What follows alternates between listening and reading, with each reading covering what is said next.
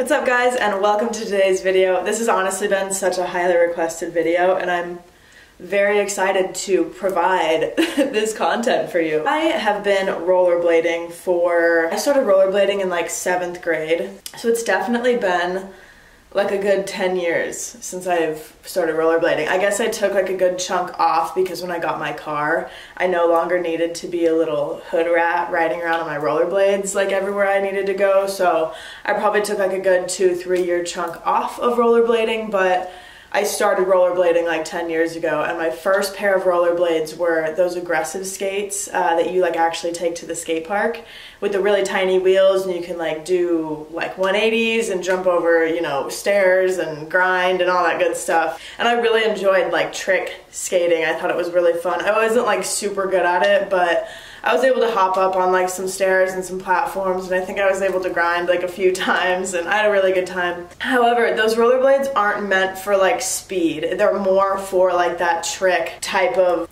build, if that makes sense. Like the wheels are really small, so when you land you're not gonna like totally fucking break your ankle. Having a wheel this big and jumping down, like I just feel like my ankle is just gonna fucking crack, you know what I mean? So they all have their own specific characteristics, and that's why there's so many different blades and skates out there. Let's talk about like a typical pair of rollerblades. When you go on Amazon, you type in rollerblades, there's gonna be like a bunch of like $100 pairs that have 4 wheels. The wheels are only like 60 millimeters, maybe 70 millimeters big. They're gonna be like all around basic starter blade. You can get some speed. The wheels are big enough so you're not gonna get caught on everything. As far as like doing specific like niche type blading, those are only gonna get you so far. Those are actually what I started on before I got these bad boys, and I love those. I'm also really good at rollerblading though, and like with the balance factor and everything, so I feel like I had a good time on those because I was already able to like catch myself if I tripped. I was able to like roll over those bigger cracks and being able to like stay up and not get caught.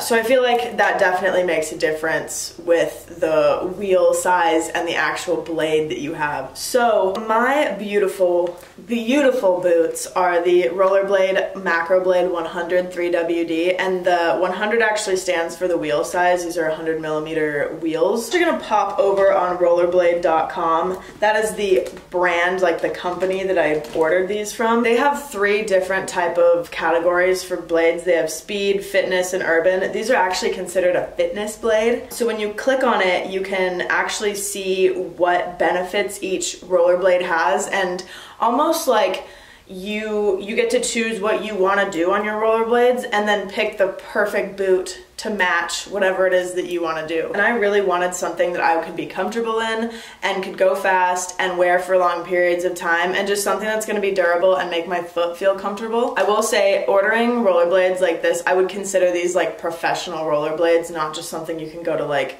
the sports store and buy. They're going to be a little bit more expensive. These were $200, and then new wheels, I think for 6 of them, that was $70. Definitely a pricier hobby, but when you buy quality boots, like I've had these actual boots for I think 3 years, and they still feel wonderful. Like I have a little bit of like wear and tear like on the inside of the boot, and I probably need to replace them in like a year, but 4 years for a pair of boots, and I've only changed my wheels like twice, and I ride the fuck out of these. Like there was a point where I was doing like 20 miles a week like consistently for a few months, and they were in these blades. So highly recommend Rollerblade. They just have really, really, really high quality skates. They have cute colors and styles and sizes. Whatever you're looking for, you can almost like customize your little boot. Let's talk about the basics of rollerblading. So if you've never rollerbladed before, it's fucking hard. You put wheels on your feet and you are just like so out of control. You don't really have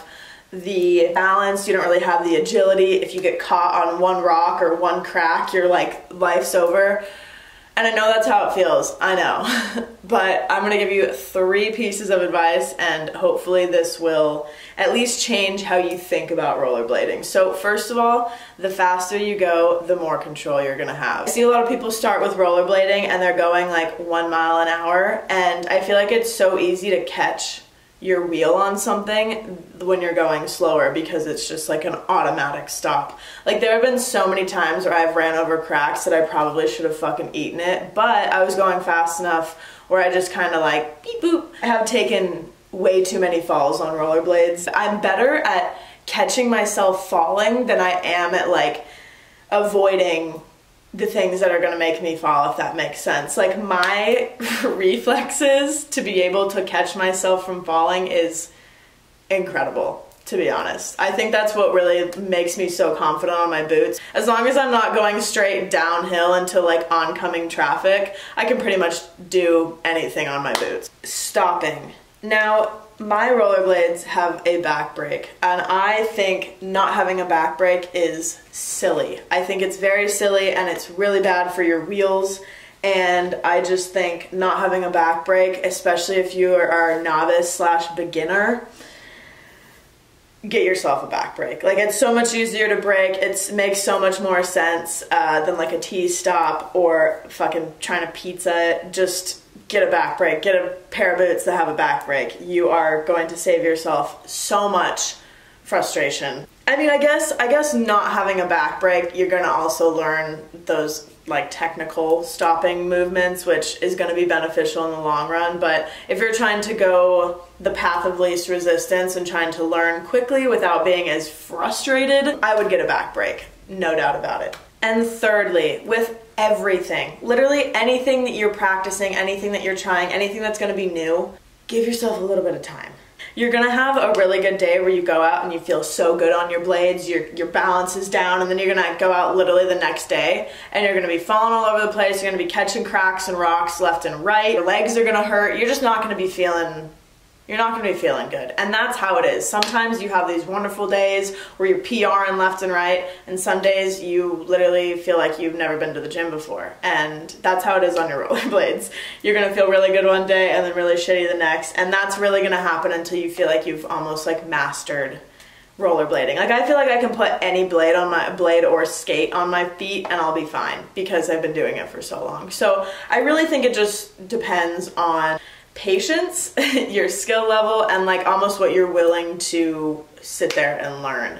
So I think I'm just gonna take you guys out with me. I'll show you what it's like to go over cracks, how fast I can get, stopping, starting, standing up when you put your rollerblades on, all that good stuff, because I know as somebody who's been doing it for so long, I forget those little nitty-gritty things, and those are all very important. So I'm gonna strap in and we'll go outside and I'll show you a couple tips and tricks. Super important that I almost forgot. When I go on rollerblade rides, I always have my little fanny pack or backpack, depending on what I need to bring. Water, gotta stay hydrated.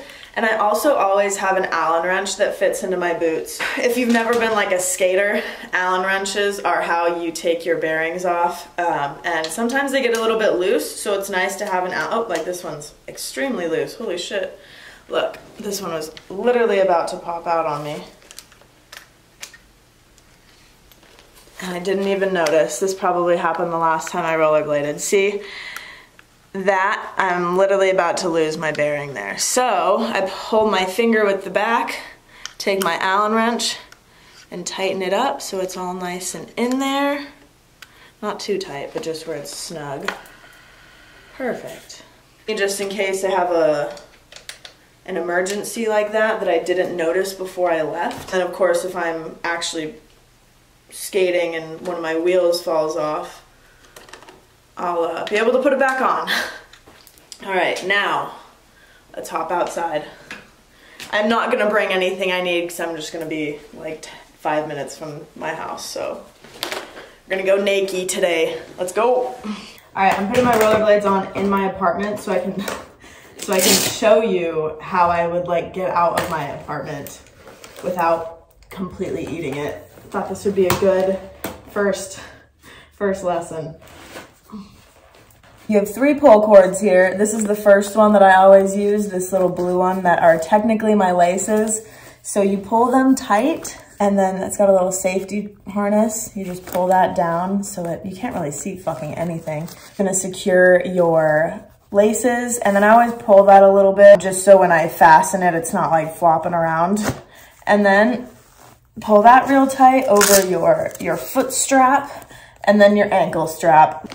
This one kind of gets loose a little bit, so I try to make it a little bit tighter from the start and then lock it in so I'm like fully secure the whole entire time. Laces, foot strap, and ankle strap.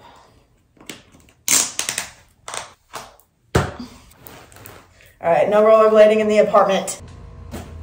Okay, so I have an obstacle. I have an obstacle right here. Typically, I can just step out and go. However, it might be more beneficial for you to take both hands securely, step sideways, because if you step forward, you're gonna do the splits. So step sideways, and then even sideways again if you need to, and then go out. All right, let's go.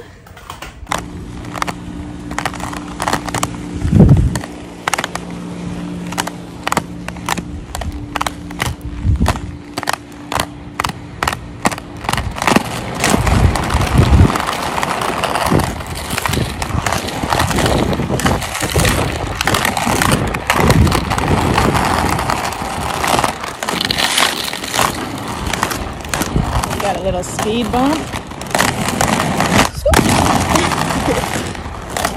You're on the move. To teach yourself to rollerblade, I recommend finding a place that is gonna be, one, not super busy, and two, have like a nicer road so you're not gonna be tripping over every single thing that you do. You're not tripping over every single crack that's on the road or rock or anything. Yes, of course, eventually you're gonna have to probably travel on a road that is like not optimal, but starting on a road that is optimal is going to be really beneficial, and you can get to the cracks and all that good stuff eventually. Even if you have to like take your blades in your car and drive somewhere that's a little bit nicer, if you don't have anything super nice like around your actual home, that is something that I highly recommend, driving to like a park or just like a nice empty parking lot that has like, that's been like newly paved. Honestly, optimal. This is the road that I will be using, and I picked this road because at the end here there's actually a wash and a train track, so you can't go any farther, so there's not going to be any cars coming from that way, and there's not going to be any cars coming this way either because nobody's going to want to go to the dead end. If you can't find anything as perfect as this, just really work with what you have. Find a little road that's kind of nice, something that you feel comfortable on and confident, and just give it a go. Okay, let's talk about braking first, because that's probably going to be the one skill that's going to save your life most often. I'm actually just going to do a couple different takes and just like roll up to the camera while I'm braking so you can see the different techniques that I use, and pick one that's probably going to be the best for you. But in my opinion, I always say learn your back brake first. Learn how to lean back into it and feel super comfortable with that, because it's going to stop you the quickest, and I feel like the most efficiently, and probably the safest, while also saving your rollerblade and like the actual construction of your wheels.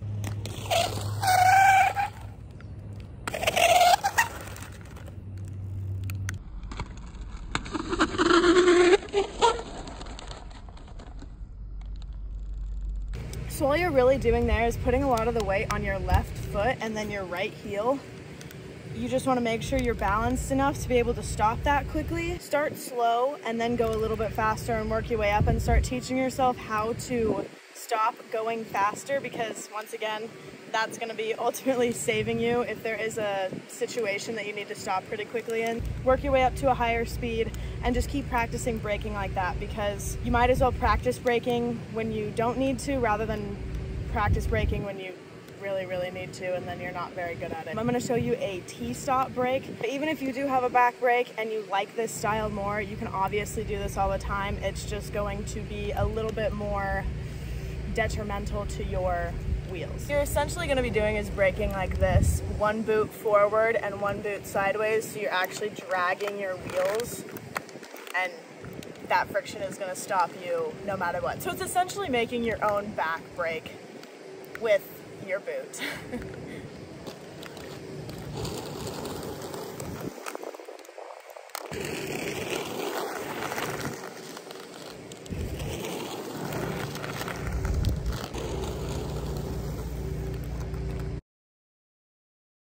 So turning, honestly, one of the more intimidating techniques when it comes to rollerblading. You're so much more prone to falling over or tripping up or anything like that. My biggest piece of advice for turning is get elbow pads, knee pads, and a helmet. Keep going in circles, turn the other way, go in circles the other way, and just keep falling, just keep eating it. If you want, find like a little piece of sidewalk that has grass on both sides. So if you fall, you can actually just like eat it into the grass and it's not gonna be as painful as falling on asphalt. But as far as actually turning, there's not a lot of technique that I can teach you. It's just something that you kind of have to feel for and get used to on your own. I will, however, show you what I do with my feet when I go to turn. And then next we're gonna be going over some obstacles and I'll show you what I do to make sure that I don't fall.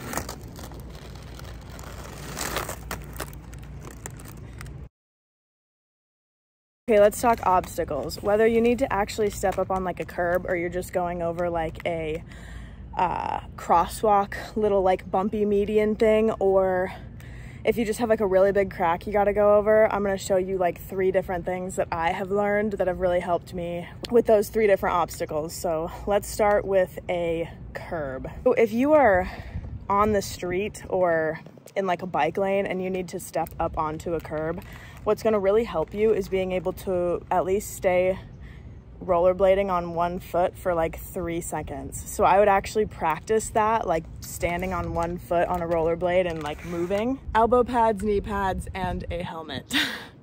Key factor here. I know I'm not wearing anything, but let the professionals do the stupid shit, okay? One-legged rollerblading, let's go.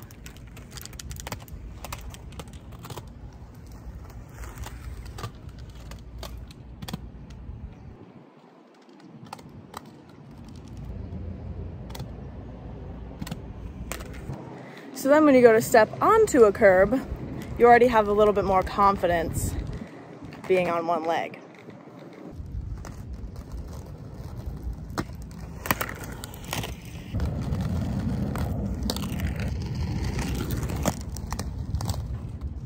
All right, our next obstacle is gonna be this guy. Getting from the road here to the sidewalk here with the little lip that we have. And I know this is probably gonna catch a lot of people up, but the main thing is to have enough speed.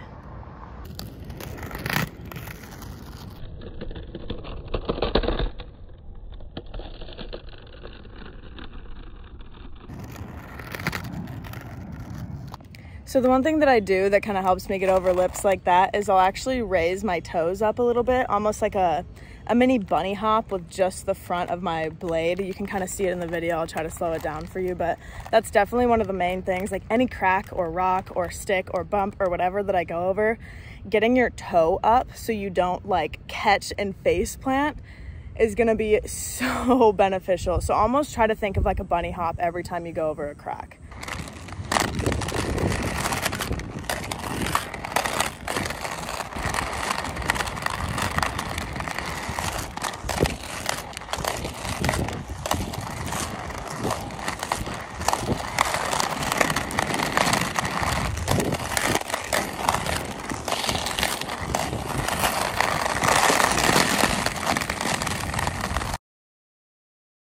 Let's pretend I just put my rollerblades on and I need to get up without having anything to grab onto. How I would do it, personally, would be to get on my knees, jump up on my blades, and then stand. You can also be sitting, get up on one knee, stand on one blade, and then bring the other one. Or if you do have something available to grab onto,